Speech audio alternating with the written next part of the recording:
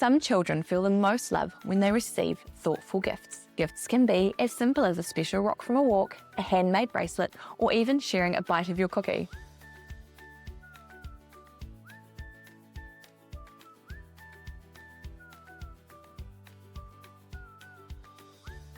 Hello and welcome back to Demystifying Child's Play.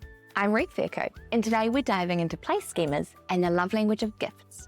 We'll be exploring how children's natural play tendencies reveal their learning and developmental needs, and how we, as parents, can use the love language of gift in a meaningful way without turning it into endless toy shopping sprees.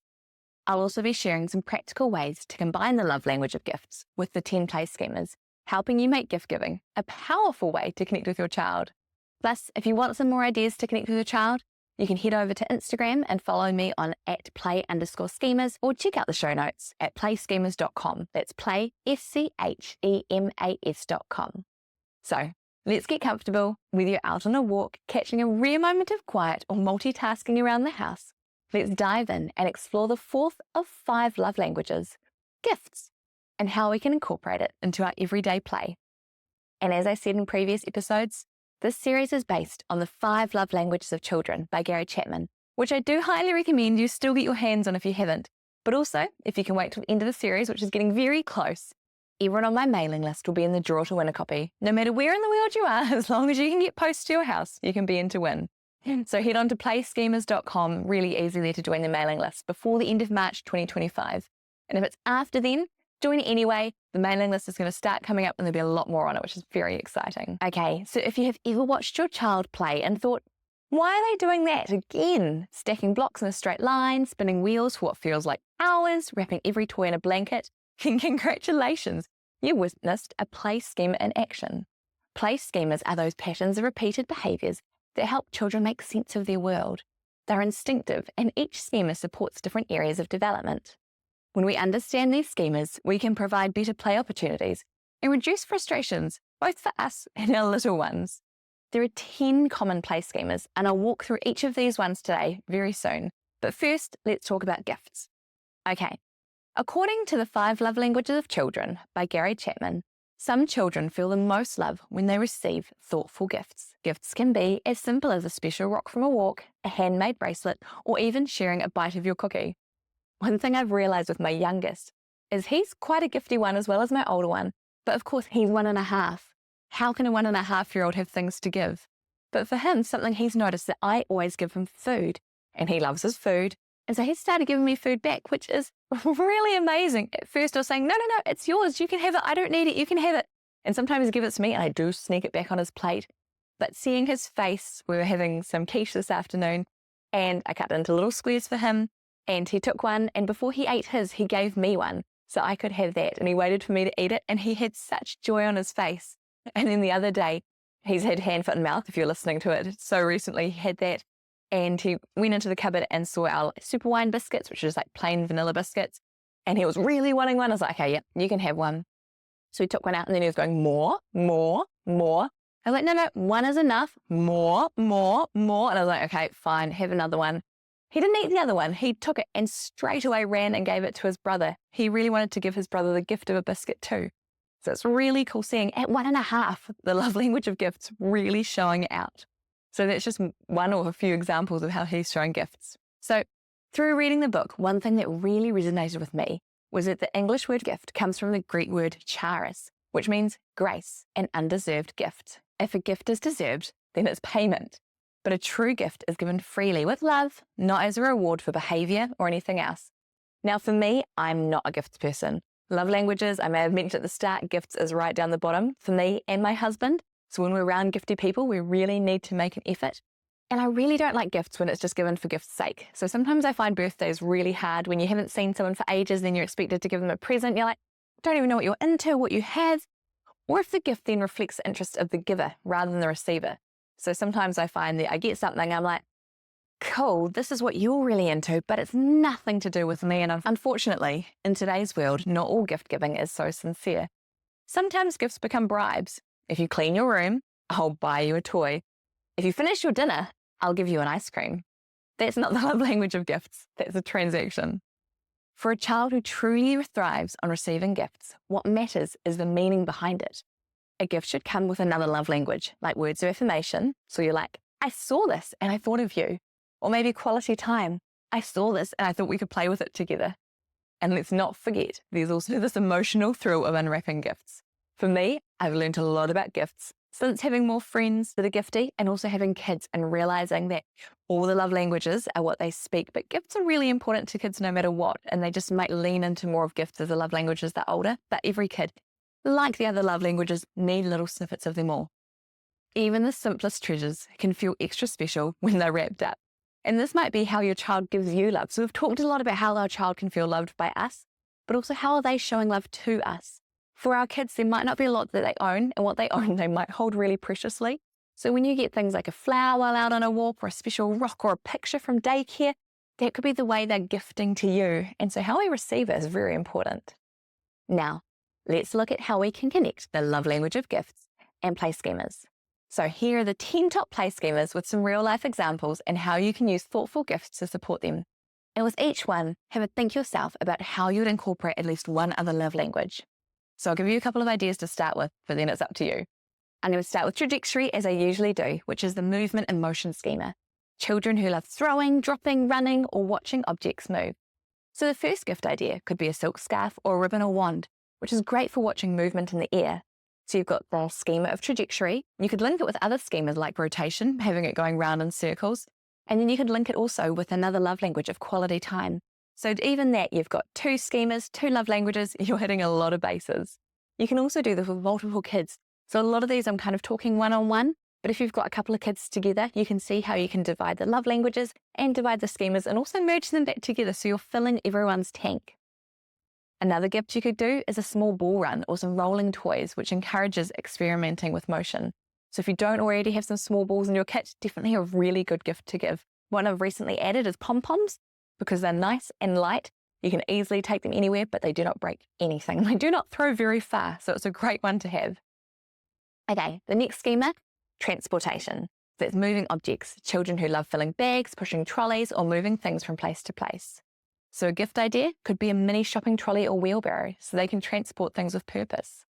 Another gift idea could be an old purse of your own. If you've got an old purse or bag or something that you know you're no longer using, if they've seen you using it before, it will be extra special.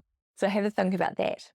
You could also give them a set of small baskets or boxes, turning anything into a transportation adventure. Okay, number 3 is that rotation schema. Spinning, twisting. They're children who love spinning wheels, rolling objects, or turning in circles themselves. So you could give them a wind-up toy or a spinning top, something that could be small and meaningful or endlessly fascinating. Now, I'm personally a big fan of secondhand shopping. Whether you call it op shopping or thrift shopping or secondhand shopping, having a look there for things that you can gift for birthdays, for other events. And something you could get there is a lazy Susan or a revolving tray, which is perfect for spinning toys, food, or if it's strong enough, even themselves. Okay, number 4 is orientation, which is seeing things from different angles. This is when children love hanging upside down, peeking through gaps, or climbing to see different perspectives. So number 1 for a gift idea is a magnifying glass or a periscope. Both of these are so much fun for exploring new viewpoints. Another one, if they're a little bit older, is a folding step stool, so they can safely change their perspective. We've got a little step stool that lives in our pantry, which is for getting up just to see that top shelf. Even though I'm quite tall, sometimes you need a little bit of help. Sometimes when we leave it out, the kids absolutely love being able to move it around and see a little bit higher. So that is really awesome. Another one, which I've just thought of, is the kitchen helper, which I've talked about it before. Again, I can show a picture, but it's just a step that goes up to the kitchen bench. And so your children can be able to look up and just see actually what's happening. If you have a go at looking at your life from their angle, it can be really hard. So you can see why they want to be carried or up higher. So having a go at getting a kitchen helper as a present will mean they can join you so much easier and they can choose themselves to be able to jump up and see what's going on. Okay, number 5, positioning, which is the lining up and arranging of objects. Children who love organising, sorting, or making patterns are working through the schema.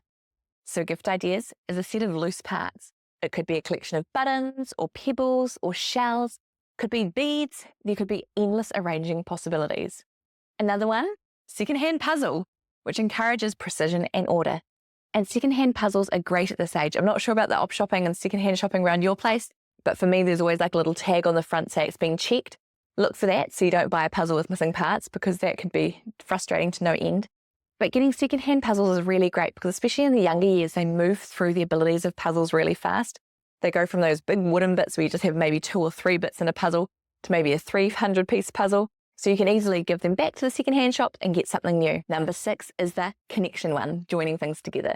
Children who are in this schema love building, linking, or attaching objects. So a gift idea could be Velcro, which is a really exciting way to connect and disconnect things. They can use it really easily. Or on that same thread, string, for example. I've recently given my older boy a ball of string. If you've seen on Instagram recently, I showed how he had tied up our laundry basket with random bits of string we had at home. But those were all strings that we either needed for things or part of toys. So I've given him his own ball of string, which he's allowed to cut up and do what he wants with. And oh my goodness, the look on his face. So string, great, simple, very cheap play toy. But with string and any ropes, they do need to be used with supervision. So be very careful with how they're being used and teach your rules around them first. Another one is a simple construction toy like Lego or magnetic tiles, and secondhand is great. I definitely recommend looking for secondhand. So after connection, you know what is coming. It is disconnection. So this is taking things apart.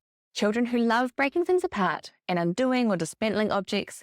So what you could do with some gift ideas is maybe an old gadget or clock or something that they can safely take apart. Do it with them, and this is their curiosity unleashed and some great quality time as well. Or a set of pop beads. Don't know if you've seen them, but they're beads that kind of easily pop together and apart. So they're designed to be pulled apart and reconnected, which means you can use them again and again and again. With this, and same as some of the small parts, you've got to be really careful if you've got young ones around. One way that we combat this is that nap time play. There's certain things we only do during nap time. Now we're up to number 8, which is transformation. But if you're new to schemas and you're thinking, whoa, there are so many schemas, don't worry, I've got a free cheat sheet. So if you head to playschemas.com/free, you'll see all my free resources there. So if you're thinking, this is something I want to learn about, but this is too much, have a look there. Or actually on the blog as well, which is at playschemas.com, and you can find the blog there. I'll have all of this information so you're not having to write it down or really retain it. Okay, number 8, transformation, which is changing one thing into another. This is for children who love mixing, squashing, or making very interesting mixtures together, because mix ingredients is a perfect transformation activity. So it could be something as simple as giving them their own whisk and spatula, or it could be a cake in a box, or the raw ingredients that you all put together as some fun time together. Or maybe a pack of bath bombs where you can watch them fizz, which can be an absolute sensory delight. Okay, we're getting near the end. Number 9 is enclosure, which is creating boundaries and spaces. Children who love building forts, enclosing toys, or playing in small spaces are working through this schema. So gift ideas, I mentioned this in last week's podcast, a large cardboard box. You can't really go wrong with a large cardboard box. It is an instant hideaway. You can use it as a straight box, or you can cut into it to make doors and windows. You can play with it for one day or weeks on end, and it might end up in the recycling bin or mushed, but that is fine. A large cardboard box is a great toy. You could also get them a set of play silks or sheet, perfect for draping over and enclosing spaces. And if they've got their own sheets, it means they're stopping pulling out the blankets or pulling out the sheets for your cupboards. You've got their ones, they've got something that they own, it's a special gift, but it also means they're not pulling out your laundry cupboard. Okay, number 10, enveloping, which is the wrapping and covering schema. They love wrapping things up, dressing in layers, or covering objects. You can get some mini fabric that they can use for wrapping. So again, even a great big sheet that you've cut up, you can use them for gifting their own treasures, and they can use them again and again. Enveloping is also about wrapping themselves up, which kind of can also go with the transformation schema. So you can get them a dress-up cape or a big oversized scarf, perfect for them wrapping themselves up, but they could also transform into something else. So those are the 10 schemas and how you can incorporate gifts with them. Now, when you understand your child's play schemas, you can transform how they develop. And then when you put gifts alongside their natural play tendencies, you're not just giving them an object, you're giving them an opportunity to explore and learn in a way that feels deeply fulfilling and love to them. But remember, parents should never replace presents with presents. They shouldn't replace presents, being with your child, with presents, things you give them. It's very easy to buy a toy, but far harder to be emotionally involved. A gift, no matter how perfect, only communicates love when it's paired with another love language. So quality time, physical touch, words of affirmation, or acts of service, which we'll get to soon, making sure you're giving your presents one of those other love languages, as well as the present of gifts.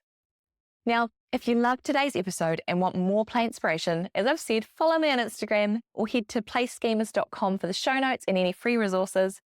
Until next time, we've had a whirlwind today. I'm looking forward to the next one, which is the last love language in the series, which is very cool. But remember, today is a great day to play, and I would love to hear about your playtime stories, so let me know how it's going in your house. See ya!